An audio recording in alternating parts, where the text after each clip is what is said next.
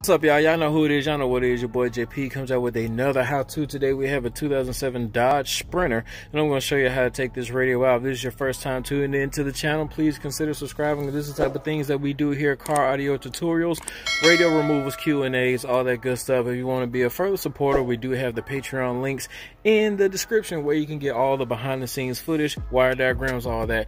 Without further ado, man, let's go ahead and jump right on into it. First thing that I did was take my flat profile or your panel removal tool, and I came down here on this edge and just came in and I popped that, and of course it's going to get all this off. Everything else you can probably use your hands for real. Boom. And that takes that out just like that. All right, next thing y'all want to do is come over here and grab this pocket, take the pocket out. I'm not gonna lie, the pocket is not gonna be that easy. It had a whole lot of tension on those freaking clips that's in there, so it might be a little bit harder.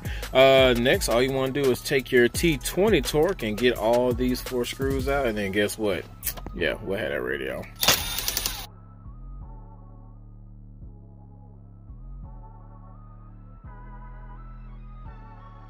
All right, y'all, boom, radio out, easy.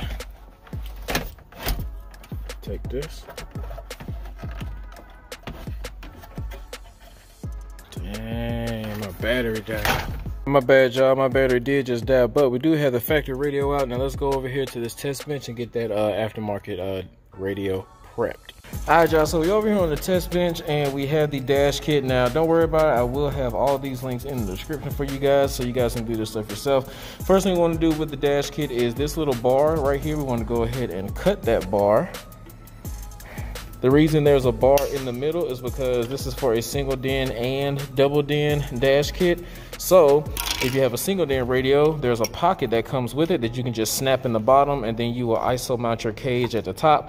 We don't have that. We're going with the double, so we need to cut that bar. Next, I would take the trim piece and go ahead and put it in place. Then you got the little tabs right here. You see they have these little ridges. What you want to do is you want to take the ridge, this will be R for the right, and we stick that right there. Press that, L for the left. Now notice the part that you cut off is an indentation that's supposed to fit right here. So that's how you know you have the left and right one on right. I went on ahead and slid the radio down. Now what I like to do is I like to put the trim piece on first because it gives you a good stopping point as far as where the radio is going to catch on the back little lip. See, we can go backwards like that on the dash kit itself, but that trim piece shows you where you should stop. So I like to put that on first so it can be as flush as possible. Then I'll come over here, turn it around, and then we will take the deck screws that came with the radio, and I usually just put one at the top, one at the bottom, 2 on each side, and shoot, we should be done. All right, so there we have it, 2 on the left and 2 on the right. Now that we have this dash kit prep, let's go ahead and get right back into the car.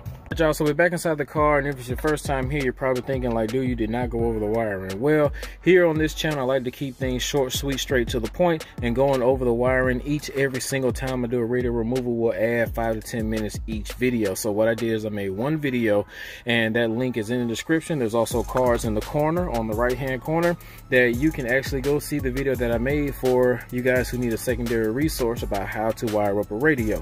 That way the people who know how to wire a radio but just need to know how to take the radio out, you guys get what you need. And for the people who don't know how to wire up a radio, you get a secondary source. Now I know what you're thinking. Also, some people may I've heard this plenty of times before, they say, man, every car is different. Yes, that's true. Every car factory wires are different, but as far as the aftermarket wire colors, all of those are the same. So as long as you know what these are and you buy the harness, which is what I prefer you guys do, then you should be good. Now if you are a Patreon supporter, if you don't buy the harness or you buy a used car where this harness is actually cut, I do my best to give you guys the wire diagram information. If I don't post it on the video, you guys can always DM me and I will give you that information as well. And also that's just a thing that I like to do for the people who are a further supporter of the channel, so I can keep these videos free and pumping out for everybody. Also, you get chances to win, all type of goodies. Let's go ahead, without further ado, let's go ahead and get this radio put in so you can see what it looks like when it's all said and done. All Alright, so that's what it looks like when it's all said and done, man. I hope you guys find some type of value in this video. If you have, don't forget to hit that like button, subscribe, share, comment if you want to. If you want to be a further supporter of the channel, don't forget that Patreon link is in the description. Until next time, this is your boy JP saying I'll catch you at the next install, baby.